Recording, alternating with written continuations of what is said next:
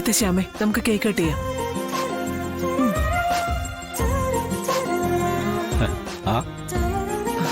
ഇങ്ങോട്ട് നിക്കേ മാമനെ. രോഹിത രണ്ടുപേരും കൂടെ കേക്ക് കട്ട് ചെയ്യ.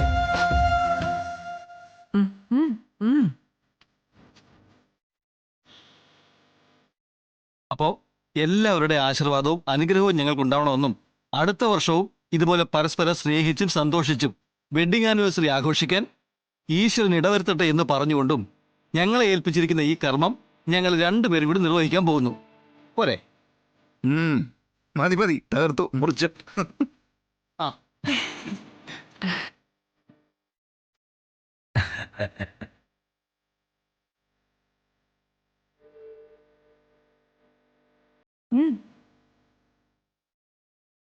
കട്ടി.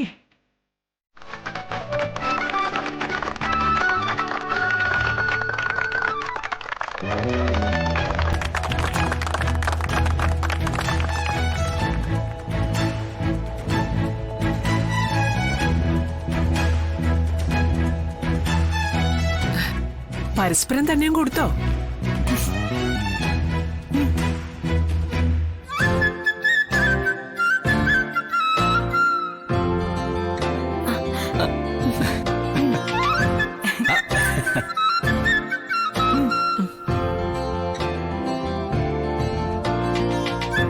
അങ്ങോട്ട് കൊടുക്ക.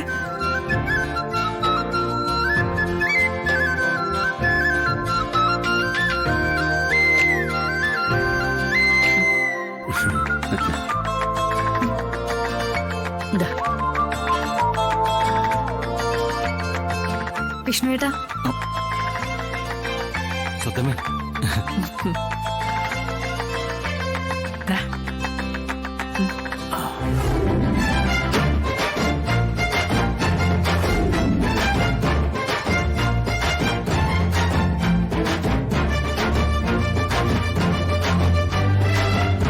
അല്ല പപ്പിയും സത്യം എവിടെ? അവരെ കണ്ടില്ലല്ലോ.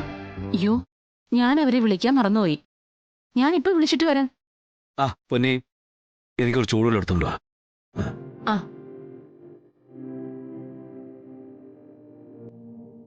സുസ്മിത വന്ന് ഇടയ്ക്ക് കയറിയതുകൊണ്ട് വളരെ പ്രധാനപ്പെട്ട ഒരു ചടങ്ങ് നമുക്ക് നടത്താൻ പറ്റിയില്ല.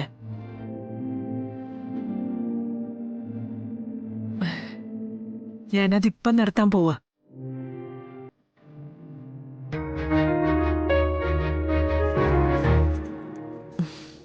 മോളെ ശാലിനി,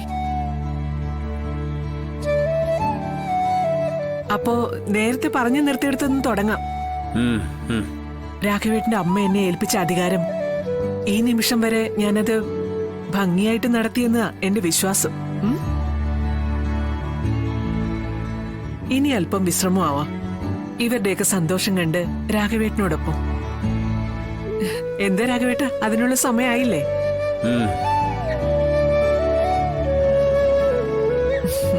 നിറഞ്ഞ മനസ്സോടെയും എല്ലാ അനുഗ്രഹത്തോടെയും നിനക്ക് നൽകുക ഈ വീടിന്റെ താക്കോൽ.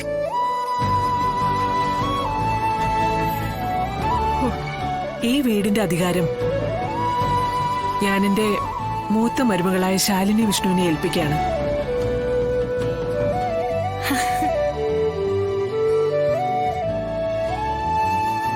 ദാ മോളെ താക്കോല്.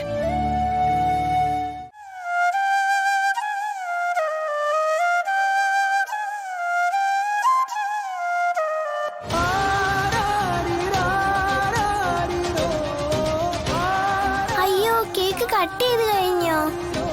എന്താ ഞങ്ങളെ വിളിക്കാഞ്ഞേ?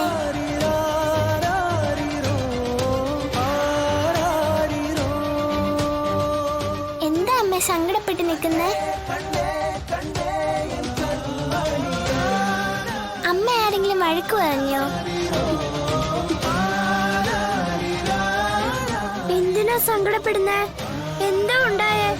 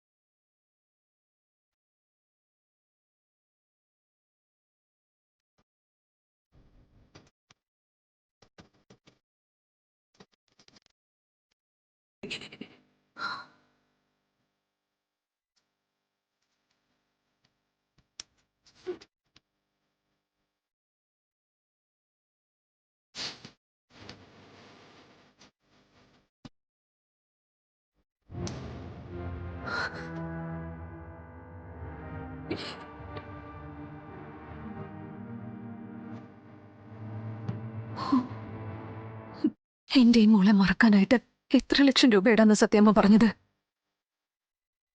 5, 10 അതോ കോടിയോ? ഒന്നുകൊണ്ട് കൊട്ടാരം പണിത് തരാന്ന് പറഞ്ഞാലും നൊന്ത് പെറ്റ അമ്മയ്ക്ക് സ്വന്തം മക്കളെ ഉപേക്ഷിക്കാൻ പറ്റില്ല. അങ്ങനെ ഉപേക്ഷിക്കുന്നവരുണ്ടെങ്കിൽ അവരെ അമ്മയെന്ന് വിളിക്കാനും പറ്റില്ല.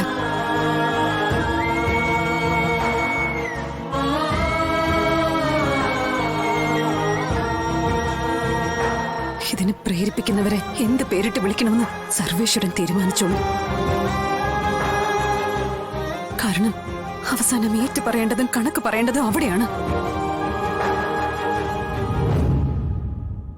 അദ്ദേഹം മറുപടി തന്നോളൂ.